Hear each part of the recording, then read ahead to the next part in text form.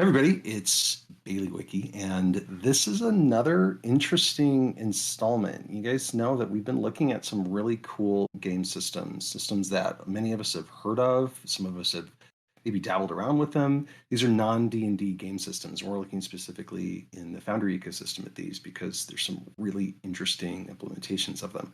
Well, today, what you're looking at is a Warhammer world.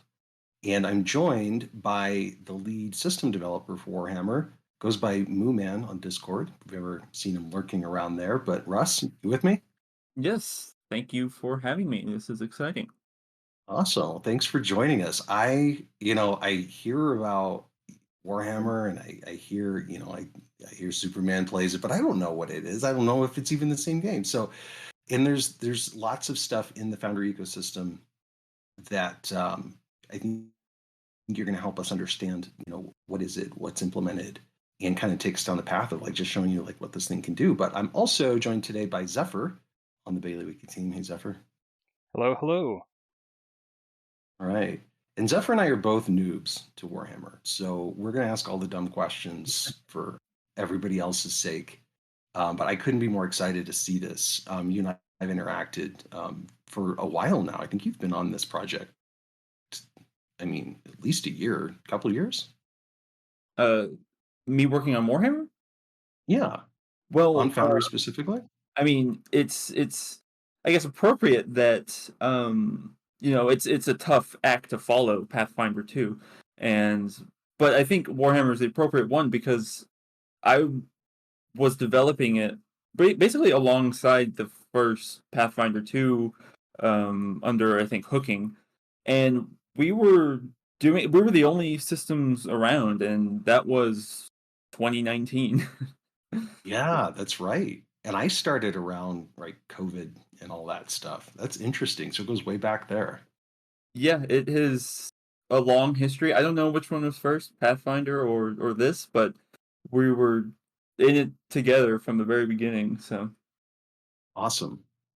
Yeah, so can you explain to us what is Warhammer and just give us orientated, those of us who haven't like delved into it. Like what is it? Is it a system? Is it a series of systems? And then what is it inside of Foundry? well, Warhammer is a huge sort of product line, you could say, owned by Games Workshop, and their main product is wargaming, which isn't exactly what Foundry is built for. I know a lot of people have sort of toyed with it, but well, specifically, Cubicle 7, a role playing games company, has made the fourth edition of Warhammer Fantasy, which is a sort of fantasy version of the Warhammer universe. And Cubicle 7 made this role playing system, and it it has most of your fantasy tropes, but it tends to focus on the sort of worse aspects in every way. So you're not heroes, you're not super powerful uh beings that wield godly powers like the later levels of D&D. It's a very career based system that you could be anything from a beggar to a knight to a rat catcher, which is one of the most famous careers. Um, Rat catchers to swindlers. I mean, a whole gamut Mhm. of careers are available, and it's focused on skills instead of these special abilities that you might see in D&D, where you can use it's more role playing focused with these skills because uh, the skills are entirely actually open ended, right? You can have lore of anything, trade. You can make whatever trade you want. You could be a metalsmith. You could be a um, tanner, bow Fascinating. thrower, anything. So, for instance, like here, I'll show you a few. So these are all your different starting kind of like character. Yeah. So each career is broken down into four sort of sub careers that follow your path along. Like you start very, you're a greenhorn and you eventually, after maybe a few thousand of experience, you become, the leader or the boss of other careers that you were before. Wow. And I can see over here that there's about 60 different careers here? There's 61? If I recall, there's 64 careers. Each one of them has Wow. 4 Oh, yeah, there's even sub-careers, more, yeah, so okay. that's 256 Yeah, individual yeah, careers. yeah. Love it. I can be a Wow, there's a lot of depth. bailiff Bailey Wiki. Like it. Yeah, shake people down for their taxes. And I mean, that's a perfect example. You start out as a lowly tax collector, and then you become a magistrate. But you're not even tied to this. Like, I guess this is a good way to segue into character creation, because you're not stuck to a career. You can, if you don't like what you're doing, you can switch careers. Um, for the most part, I mean, your GM might not allow you to become like a noble if you were a beggar, if you're not of nobility. But if your GM allows it, you can work with them to move around in careers and change as the story goes. Hmm. So what I want you to do, Zephyr, is just go to the Actors tab, and there should be a character creation button at the top there. Yeah, just click that. And there's stages for each character creation is broken down into stages. And you can just start with species, and you get your typical species in Warhammer, and it actually encourages random generation. Wonderful, because I cannot decide between any of these things. Well, it's sort of it doesn't show it on this, which maybe it should, but the sort of random generation sort of tells you something about the world of Warhammer, where Wood Elf and High Elf, there's about 1 to 2% chance to get those. Dwarf maybe 5%, Halfling maybe 10, and then Human is the overwhelming 70%. That's because the stats you get for each race are very different. But anyway, you can choose a subspecies, which is basically where you're from, for humans. Or you can just not. You don't even have to. But go ahead and click submit whenever you're done with that. Alrighty. And then you can go to career. And rolling for career is sort of the main part of character creation. So let's see what you get. You get a river A woman. river woman. All right. And you can click on the link, and you can sort of see what they're all about. And if you don't like that choice, you can roll again for less experience, less bonus experience, that is.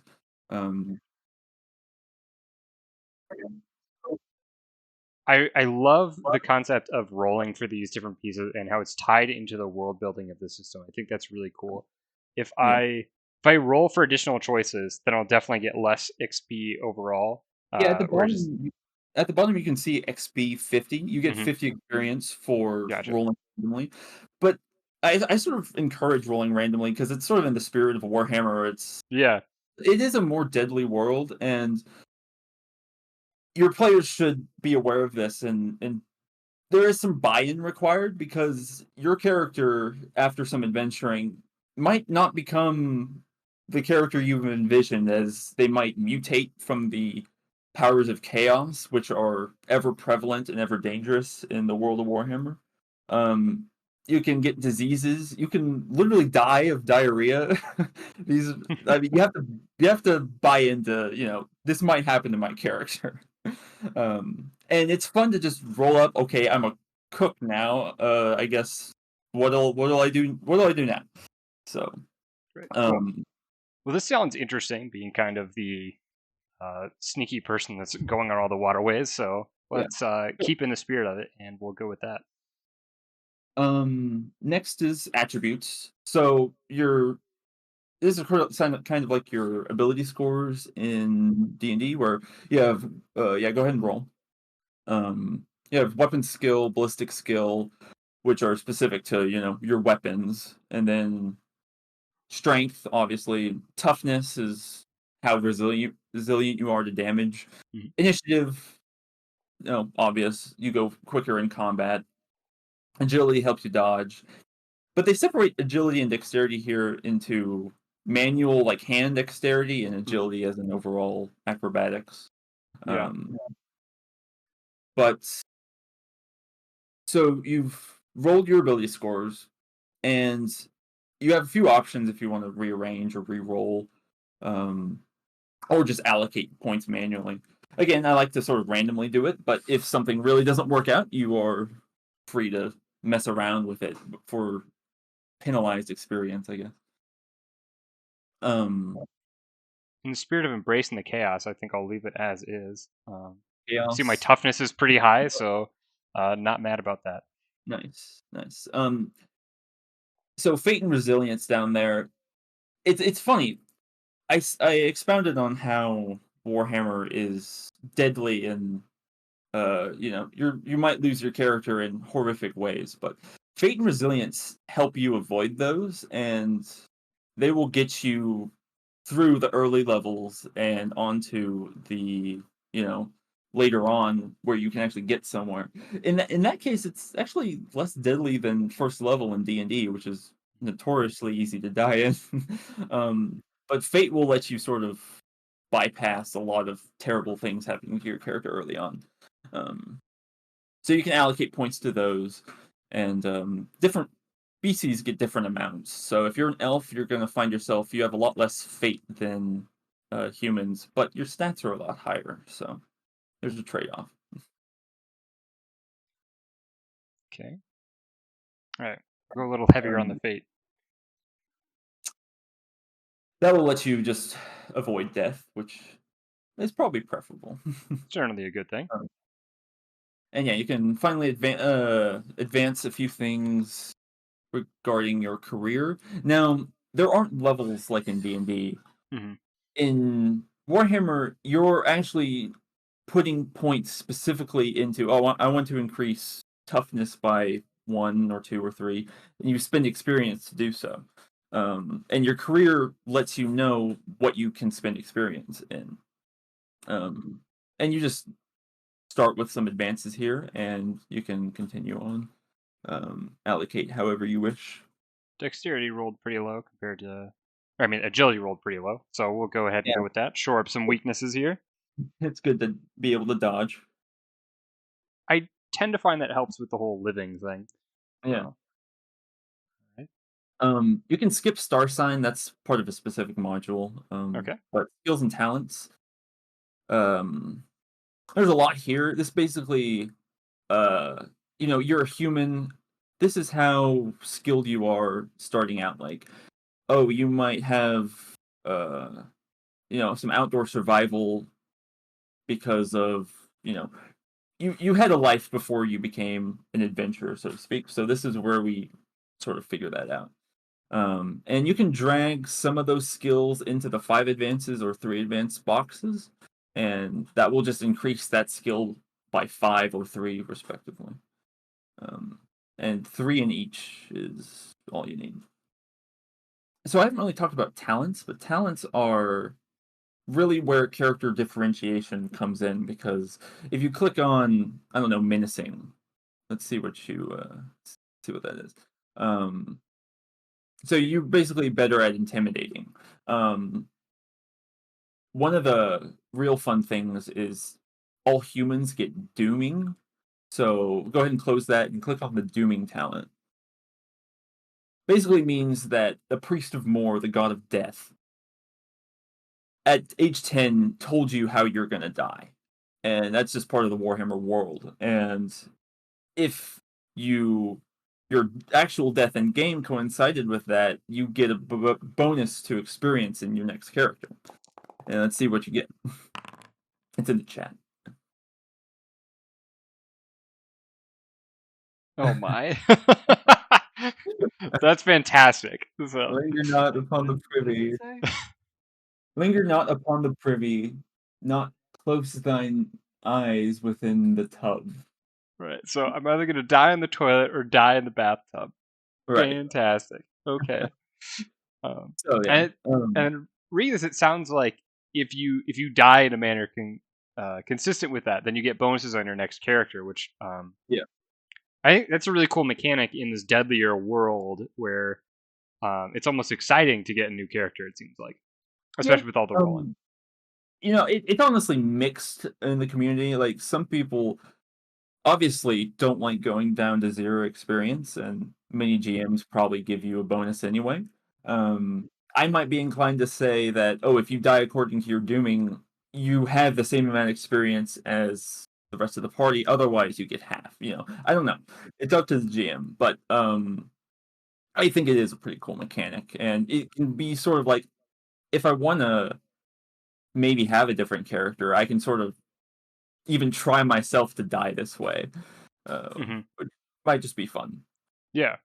I think it's really cool, and just like with any other role-playing system, each table is going to have different rules, but this is a really cool point of inspiration of like, okay, if they fulfill their dooming prophecy, Right. give them a little extra on their next character. I think that's a really cool concept. So yeah, go ahead and select your doomed or whatever talents you wish, and then you get 3 random ones just by clicking the button. Yeah, each row is a selection. Got it. That you have to choose. Yeah.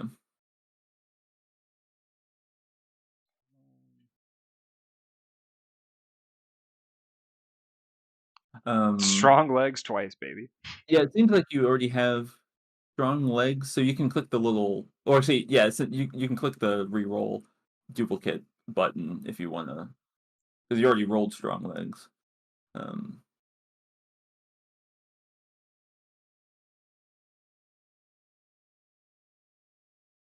That's cool. It seems like there's a lot of really interesting and different talents available here as well. I mean, it's a case where there's a lot of role-playing opportunities beyond hitting things, because honestly, there's not much in the way of combat abilities. There's some talents that give you combat abilities, but there's nothing in D&D where it's like, this class gives you X ability that you can do once per whatever, and it does this thing.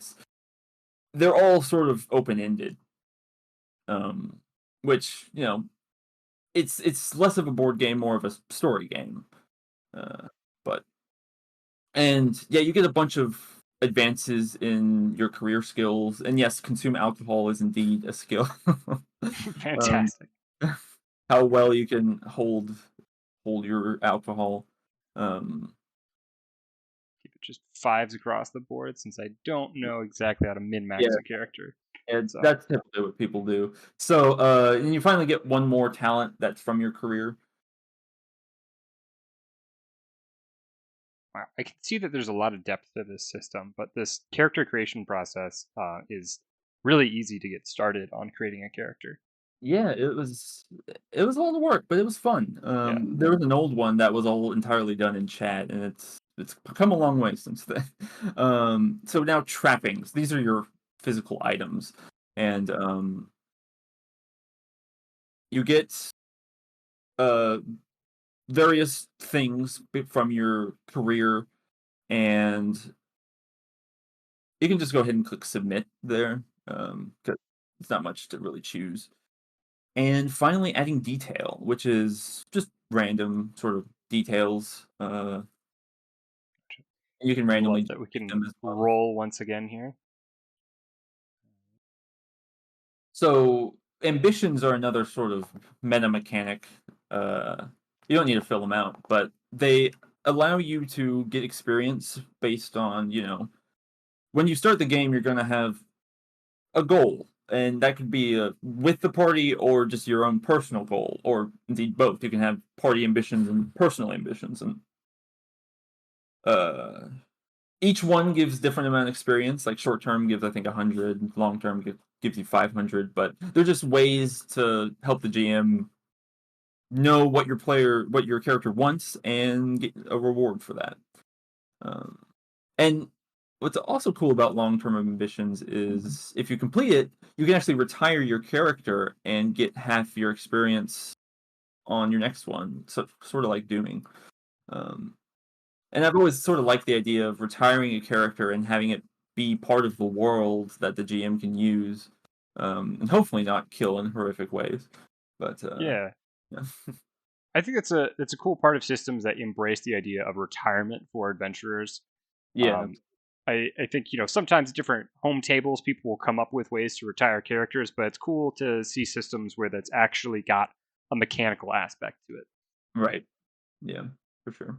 Yeah, you can just click submit, and you can now click submit on the whole thing, and it should create a character. Yeah, this is your obviously character sheet.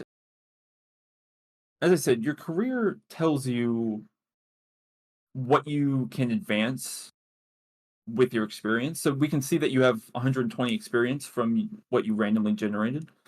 And we can spend that now even. If you see like dex and agility on the headers there, there's the plus symbol and the check mark symbol.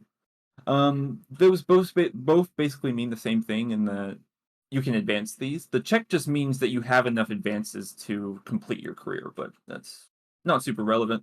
But you can, as you can see, yeah, you hover over it and you can see the experience cost. So say you wanted to increase dex by 1, just click that button. Oh, fantastic. And also we can go to skills, the skills tab. And same thing here. Skills cost less than characteristics because they're more specialized.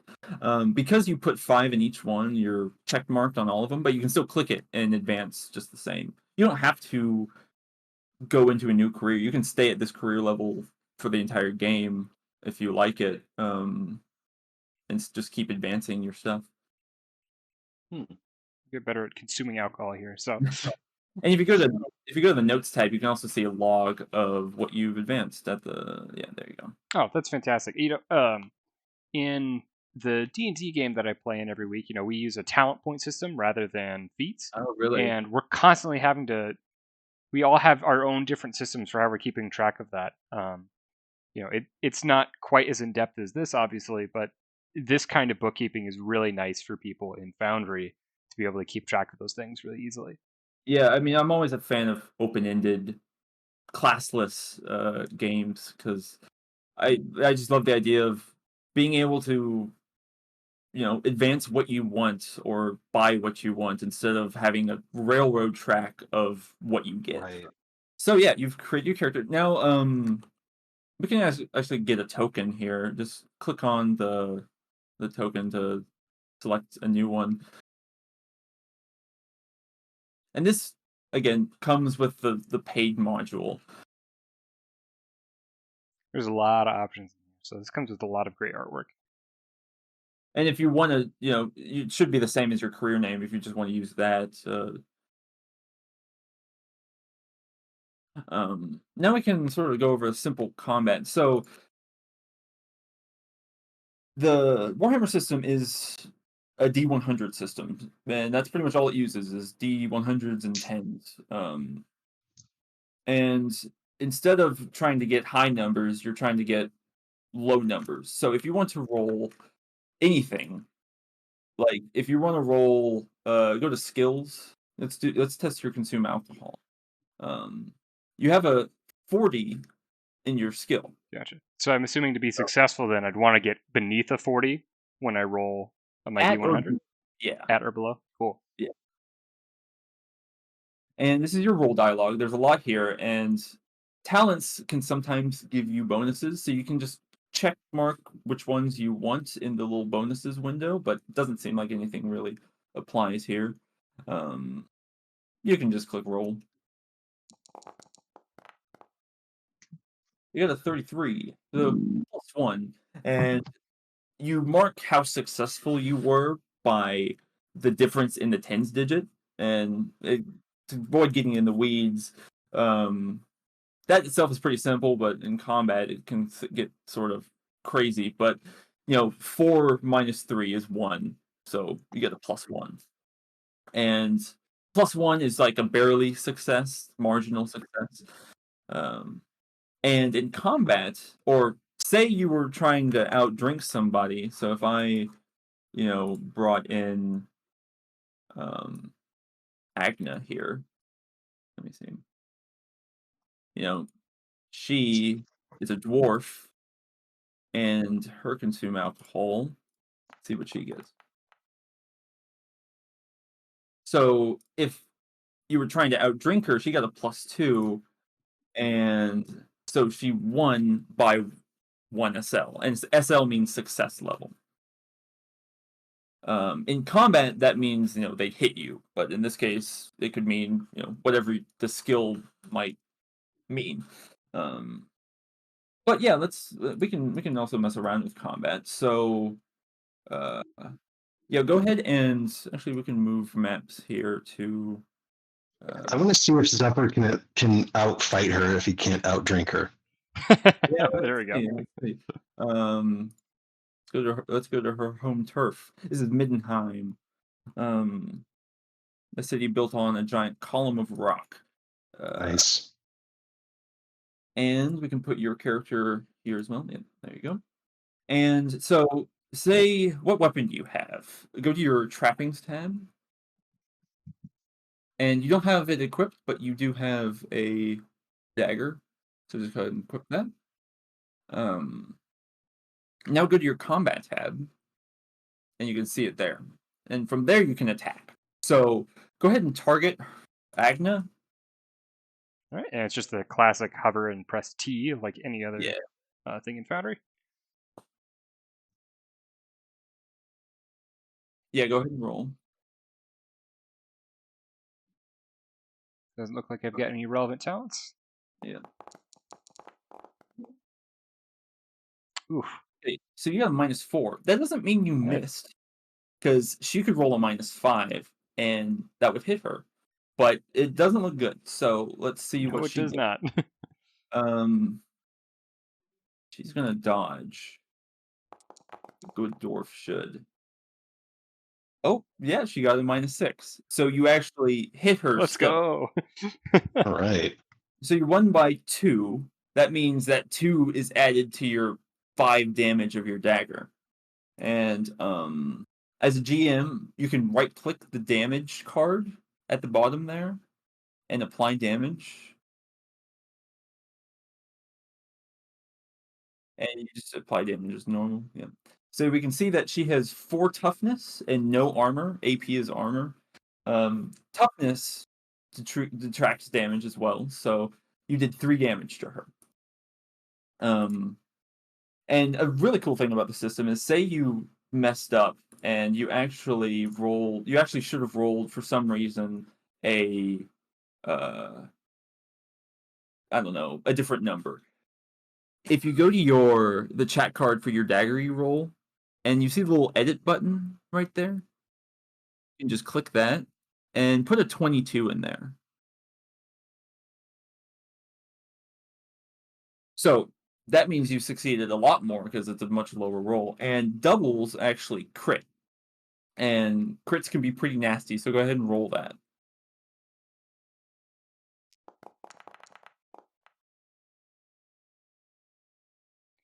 Oh my. Okay. Well, I don't think she's going to be out drinking me anymore after that. Yeah. So it looks like she lost some teeth and gained some bleeding conditions. So as a GM, I would do this, but you can open her chat or her sheet there, and just drag the chat card onto her. Drag it sort of in the center. Yeah, there you go. There we go. Oh, very cool. And it sort of applies everything: the bleeding, the teeth loss. That's really fun. Jeez. Wow. Yeah, this is an example of how brutal the system can be. So you really have, done a lot with what Foundry enables you to do to really integrate the system into the different things that Foundry does. It looks like I see different kinds of automation here. Yeah, which is why this is one of the most popular systems, right? The game systems on Foundry right now it looks like you spent the time to to really leverage what's available.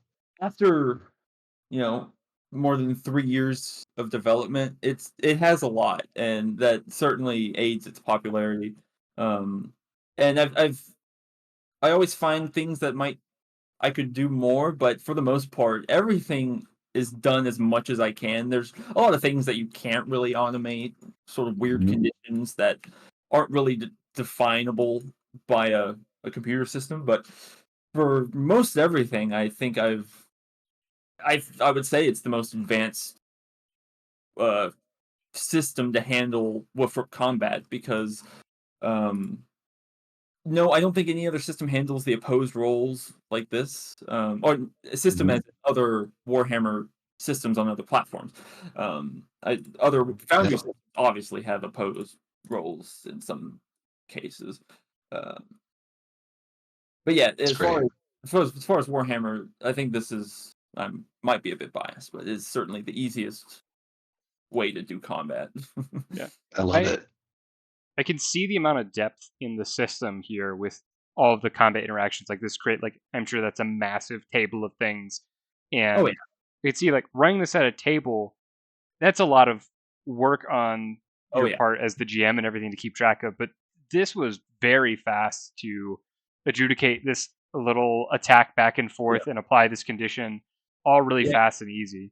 We didn't even really go over like the system has hit locations, and you actually determine hit locations by reversing the die. So if you rolled a 81, you look at 18, and there's a different table for what location that would be, and based on if you crit, you look up the head crit locations, and it would be quite time consuming. I think if it would be done manually.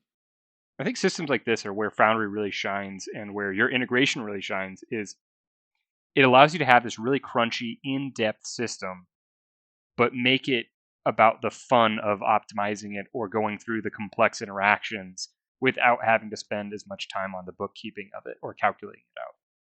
Yeah, I mean, I get a lot of comments saying I can't go back to normal table or whatever, or they force Foundry to be used at the table just to speed things up, which it's good to see. Although I sort of wish the system itself was easier on people, but it's the nature of the beast.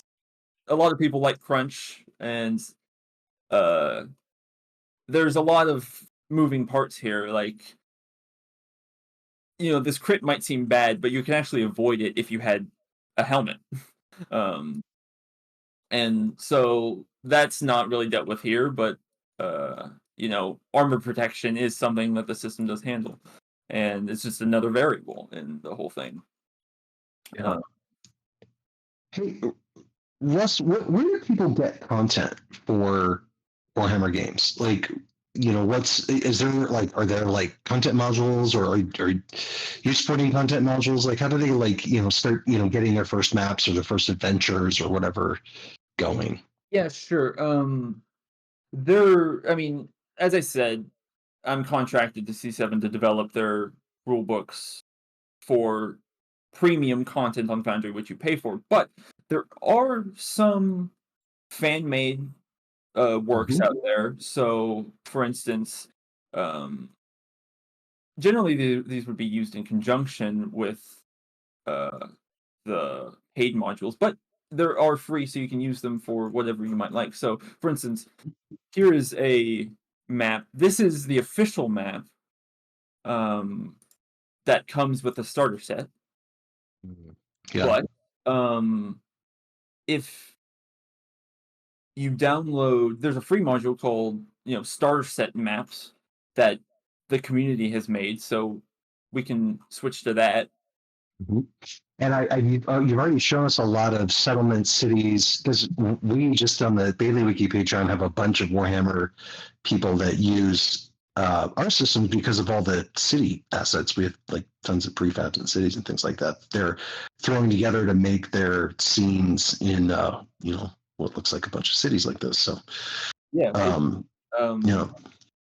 it's a good interaction to have, like, because the system itself, I mean, the modules themselves, C7 don't really make battle maps or highly tactical maps that some of the other lines do, just because it's not as combat focused, but make an argument that it is. But it is nice to have alternatives out here, because we don't have floor plans for all these different encounters. Like Mhm. there's an encounter at the let me activate this at the docks involving a large unwanted denizen within the river that I won't spoil. But, Mhm. there's no map for that, but using either your modules or this free module, Mhm. people can slide by.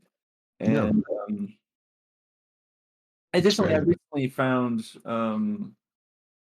a bunch of top-down tokens. I don't know who they're by, but they use Devon Knight assets, and it's Mhm. on. I think they're called Fate Weaver Dice is their sort of website. So shout Mhm. out to you if you're watching this. But we can go ahead and make an NPC now and maybe use one of their tokens. Like so, if you go to the actors tab and do create actor, um, yeah, NPC, and just type in NPC for their name. Um, a lot of what Cubicle 7 does, they use these archetypes in their games that you can say no to that. But they make these archetypes for characters, and in Warhammer Fantasy, they're these careers. In their 40K game, they have different archetypes for you know different 40K characters. Um, but I'd like to use these when generating NPCs. So, for instance, we can Mhm. easily generate an NPC by go to the compendium and core rulebook, items, and careers, and pick any. Well, actually, no, pick sergeant. Search for sergeant and find. This is part of the soldier career. Um, Drag that in, yeah, and then go to the careers tab and click complete. So that will apply everything that the career says. Yeah, go ahead and click yes. And yeah, go to the main tab and click yes there. And Oh, add awesome. everything that the career had at the advancement level that that career would dictate. Um, Cool. and you can click the little dice next to its name to generate a name as well. Um, and it doesn't add trapping, so we can add, I don't know, a halberd. So go ahead and let's search for halberd there. I don't know. Yeah, there you go. And yeah, we have sort of a basic NPC now. Um, Go ahead and we can change the token now, and I'll use Fate Weaver Dice's custom made tokens. Yeah, just go all the way out and go to assets. And these are all the tokens he made, which are freely Nice. available online. And you can just look up, I think soldier. Type in soldier. Yeah, one of those is fine. We got stuff by weapon type. I wonder if we got someone with a halberd. Ah, there Uh, we go. See ya. there's a painful lack of top-down tokens for Warhammer, and these were nice to see. And you can sort of actually we can also add armor too. Just type in plate on that, and we can just plate, helm, breastplate, any of those. Load them up. A plate is there's also just a normal dinner plate, but we don't want that. Oh, Ah, pretty- Yeah, there we go. that's good. That's good. So yeah, Cool. you can see each location has its own amount of armor, and one of its armor, some of its toughness, some of its shield. Um, so there's a lot of armor depth going on here that is usually completely automated, which is nice. And right. you can see the mount there. Go ahead and go to the bestiary and type in horse. And just import that. Actually, not directly into the mount. Put in the world first, and then drag it into the mount. And yeah, now drag the guy onto the map. Oh, fantastic. He's already got the Nice. horse and everything, and it's got a mounting integration with it. That's awesome. How many modules have we required to do basic mounting in other systems, right? Right. Yeah. Many. Too many. And the only one I'm using here, just to make it easier, is token Z that makes sure the smaller token is on top. But otherwise, yeah, it's completely in the system. And I do want to ask, we talked about, there's these great free modules and everything, and you've mentioned that there's the official modules from C7 and everything that you're contracted to do, and you create those. If I'm getting into the Warhammer Fantasy Roleplaying System and I want to get some of these official modules and everything, where do I go for those? Yeah, C7's web store has them all, and there's a bundle that includes 3 modules: the core rulebook, the starter set, and an adventure module. And that together is $40, which I think is pretty reasonable. And the core module itself is only 20. And I assume there will be a link for that in the description. Yeah, we'll put any links that you want. And then how do they get it all then into Foundry? Do they just get access to the module and download it there, or is it get Foundry integration? Like, what's the connection between like buying it and actually getting it into the world? Yeah, C7 will send you a key, and you can activate it on the Foundry website. And once you've done that, you can download from the Foundry module browser.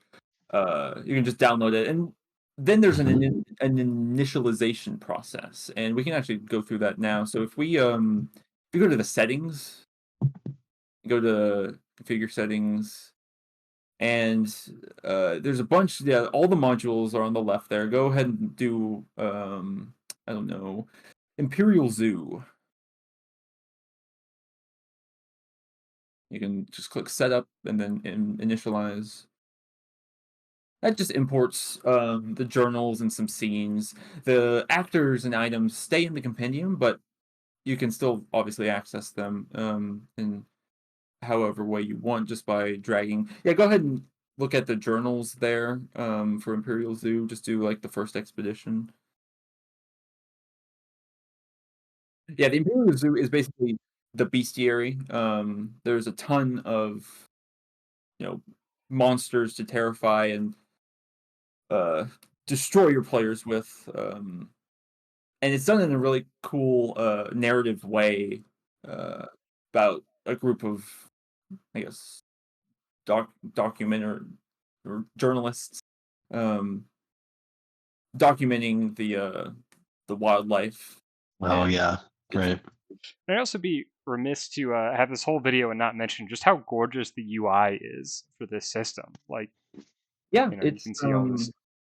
Yeah, you immediately met with, hey, this is a different system. It's got you've got all the UI and touches around it. It feels like you're in the Warhammer universe. It's awesome. A nice touch. It's something I've always enjoyed, and I mean, I can't take all the credit for it. I mostly maintain it because I was originally working with someone else, and before I was officially involved with C7, we were doing this for fun, and he did most of the UI work, and I mostly maintain it now. But yeah, it's something it's very fun. I'm always proud to see it stand out, and yeah, I think it's one of the hallmarks of the system. Right. What do you think, Russ? Is that the highlights? Anything else that you're gonna eat when you wake up tomorrow and go, oh my gosh, I should have shown them this? Because this was pretty good. I mean, we saw good character creation, we saw good integration with Foundry and automation, and I mean, this is definitely there's a reason this is in the pantheon of strong systems on Foundry, and really serves as a good example for those that are thinking of developing their own systems, already have one. Like, you've just really shown how you can do a lot with it. Yeah, I mean, I think the last thing I'll sort of show off is there's a really advanced effect system that the Warhammer has. So let me create this guy here and give him a spell. Now I want to do should have pulled in some of our city maps that we just released. Those would have been good backdrops for some of this stuff. Oh yeah, for sure. Warhammer always needs more maps because there's a style to them. There's a grim darkness, as fans Yeah. call it. But so I have this spell, and it's sort of my go-to example for the effect system. Called, I posted to chat, Treason of Tzeentch, which is a chaos god, the chaos god of magic and change, and basically when it's cast on you, you lose advances on all your skills, and you can't really use talents at all. And the way it sort of works is, if you go ahead and open up the mage's character sheet here and go to the effects. No, actually, no, magic. Sorry. And click the edit button. Yeah, and go to the effects once more, and open that effect. So there's an extra tab in the effects that basically lets you script whatever you want. Oh wow. In this case, if I roll this spell, see what I get. Also, another thing is magic in Warhammer is very dangerous. So if I roll very poorly, I get a minor miscast. So if I roll that, see what happens. You just sort of get distracted or go crazy. But there's all sorts of different results, like your clothes working against you, or you literally soiling yourself. But fantastic.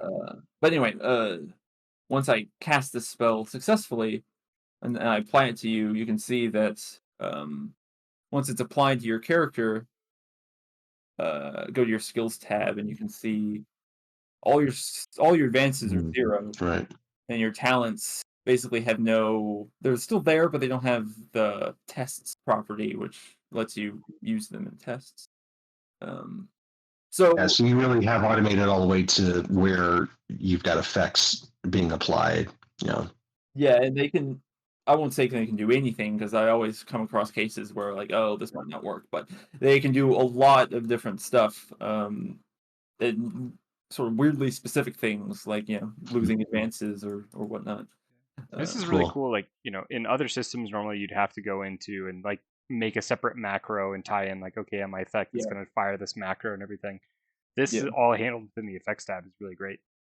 Yeah, it's a constant joy and pain because I have all these little bits of code everywhere that I have to make sure is working. But well, that's how it goes. I mean, look at what Tim Posney's doing on the D&D side, or I mean, even the path. Anybody who's doing any level of automation, it's a bit of a whack-a-mole, right? Oh yeah, forever. But it just makes such a big difference for DMs and quality of life. That's awesome. But yeah, that's sort of one of the killer features, and I guess that's a good one to end on. I love it. Well, Russell, this was great. Thanks for walking us through. This is my first exposure to Warhammer. It looks like I just set it up on my server. I'm going to poke around and get familiar with it because it really does feel like I don't know, like an organic system, like without all of the the high fantasy stuff. There's just something really kind of I don't know, visceral and organic about it that just seems really appealing to me.